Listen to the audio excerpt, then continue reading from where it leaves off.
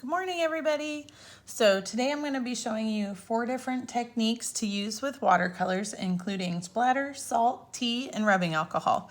So this is an example of something that I did before. So this kind of stuff right here, you can see all these little speckles and things. Those are from the salt. So I have my students do a lot of these in their sketchbooks, and then I have them just close the book, and it ends up transferring some of the paint from other pages onto this page and makes some really cool designs. Then you can see I've already added a layout on this one, and that's kind of, we just layer on top of it and we use it for our sketchbook stuff. So that's an example of what it looks like when it's all dry. So here's some of the ones I'm going to show you. I'm going to start with the splatter. So for the splatter, I already went ahead and painted this one and let it dry all the way. You can do it while it's still wet. It's kind of up to you. And another optional thing is having a little splash guard, but I'm just going to be using some watercolors today. It really doesn't matter what brand of watercolor you're using, but what I usually do is have a big bucket of water next to me with a couple different sizes of paintbrushes. I usually like bigger paintbrushes, and I like to kind of activate my watercolors before I start. So like I'll add just a little bit of water to them to let them start kind of soaking in the water so they're a little bit more ready and liquidy and have more of the pigment joined in. So to do the actual splatter thing, I'm going to take 2 paintbrushes. Actually, I'll just flip this way. I'm going to take 2 paintbrushes. One is going to be the one that actually has paint on it. And for that one, I'm going to use this little guy that came with the set. So all I'm going to end up doing is just taking a little bit of water on my brush. I'm going to take a little bit of the color from the watercolors up with this little brush, and I'm going to use the second brush to just kind of tap it, and it flicks the paint down onto the square. Now you can see I like the splash shield just because, you know, if I wanted to go in a certain spot, I wanted to go there. So I'll rinse that off. So that's the first one. The next one that I do is the salt. So for this one, you actually have to have your watercolors wet while you do this. And actually the salt and the tea are pretty much the same. So I'm going to do those kind of both at the same time. So I just have my salt ready to go because I'm going to have to add it while the watercolor is still wet.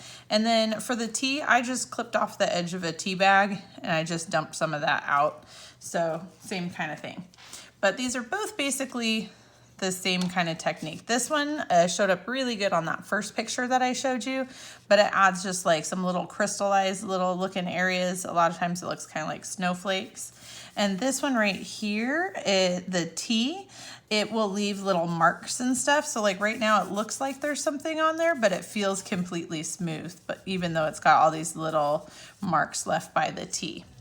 So for those ones, for both of those,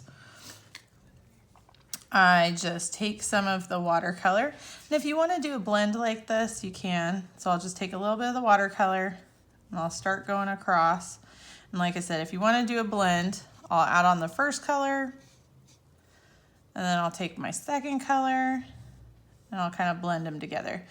Now, if you have one color that's lighter than the other one, I would use the lighter one first. So I'll add on my watercolor right there. And then I'm going to also add on some watercolor to my tea area as well. And I'm just going to do both of these at the same time. But like I said, you don't want to do this, you don't want to let it dry all the way. It still needs to be a little bit wet to do this one. So for the salt, you kind of want to pretend like you're a chef. A chef doesn't season in one little teeny corner. A chef kind of seasons all the way around.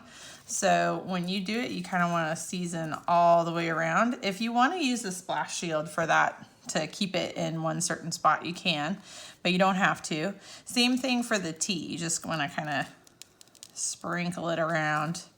Now, if there is an area that you want more or less, you can kind of, you know, target your areas, but the main thing is to make sure that you're seasoning the whole area. So those ones you just let sit until they're completely dry. And when they're completely dry, you just brush off all the extra stuff. But it doesn't do the little speckly thing unless you leave it until it dries. So most of the time I'll leave it the rest of the day and scrape it off the next morning. But as soon as it's dry, you can do it. The last one I want to show you is the rubbing alcohol one. This is probably my favorite one.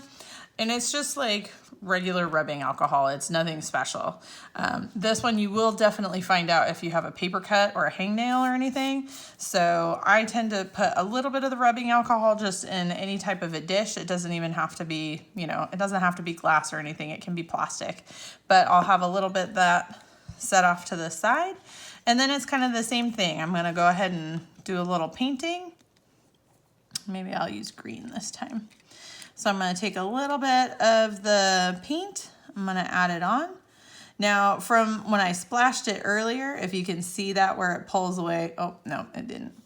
When I did this one earlier, if I tried to paint over an area where it already had the rubbing alcohol, the paint wouldn't stick, so you'd be able to see it. So I'm just kind of painting it on there.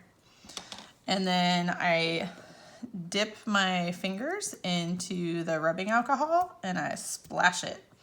And I was trying to move my fingers out of the way so you could see it as it does it. But see how it, wherever this splatters, it pulls away. And when it's dried, it creates these little ringlets and stuff right here. So that's 4 different ways you can use extra stuff to make extra little textures in watercolor. This works great in combination with the video I did before about the overlapping letters. Like this makes a really great background.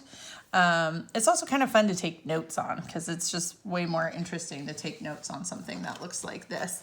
So even this one, you can see this one right here, like this is what the salt does. But even these notes look way more interesting than just, you know, these ones, right? So thanks for watching. Have a good day. Bye, everybody.